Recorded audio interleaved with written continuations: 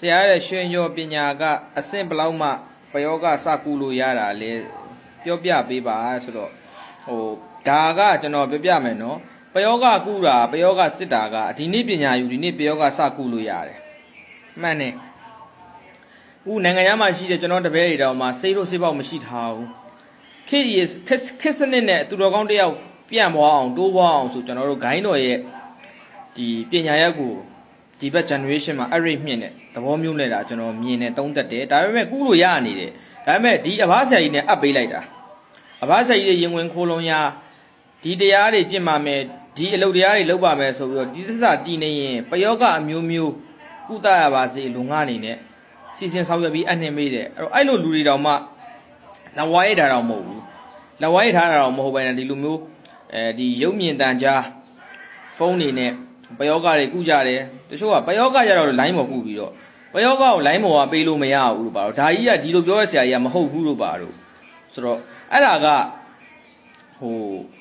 လှုပ်တဲ့ကိုင်တဲ့ပုံမှာမူတည်တယ်ပြောချင်တာကတိတိကျကျရေးရပိုင်ပိုင်နိုင်နိုင်လုပ်ရင်ရတယ်ဘာလို့လဲနိုင်ငံခြားလူတွေကိုလည်းမင်းတို့အခုဒီလိုမျိုးအပ်ပေးတယ်ပြီးပြီဆိုပြီးတော့မင်းလည်းကပြက်ထားတာမျိုးမဟုတ်ဘူးသူတို့တေချာပယောဂကုတက်အောင်ဘလို့ကုရတယ်ပေါ့နော်တင်မေးတယ်နောက်ပြီးတော့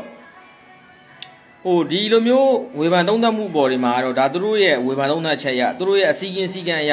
သူတို့ရဲ့ဥပဒေအရဒါသူတို့ထုတ်တာသူတို့အဖွဲ့နဲ့ကိုယ့်အဖွဲ့နဲ့တူညီမတူနေမယ်ကိုယ့်ဆရာသမားပြောတဲ့စကားကိုကိုသေချာနားထောင်ကျွန်တော်တို့ကြတော့ခိရစီကြောင်းနဲ့အညီလိုက်ပြီးတော့ညှိပြီးလောက်ရတာရှိတယ်ဒါကြီးကမကောင်းတဲ့ဟာလုပ်တာမဟုတ်ကောင်းတဲ့ဟာလုပ်တာလေနိုင်ငံခြားမှာရှိတဲ့လူတွေခုနှစ်သားသမီးတွေဟာလားသူတော်ကောင်းတယောက်ပေါ်ထုံးဖို့အတွက်ကိုရောဒီတစ္ဆာဆိုဒီတစ္ဆာဆိုရင်ဒီတစ္ဆာတည်နေမြကာလပတ်လုံးပယောဂမျိုးစိတ်မျိုးကုသရစေဆိုတာဒါမင်းတို့တရင်ကဆရာနဲ့အကြောင်းပါလာလို့ဆေးပေါက်မဲ့အခါခွင့်တာလာရင်လုံးဝရှောင်ထွက်ပါလို့ဆိုတစ္ဆာဆိုရတယ်ဆရာခွင့်ပြုနေတဲ့မြကာလပတ်လုံးပယောဂကုလို့ရတယ်ပေါ့ပြောချင်တာကတော့အဲ့တော့လူတွေက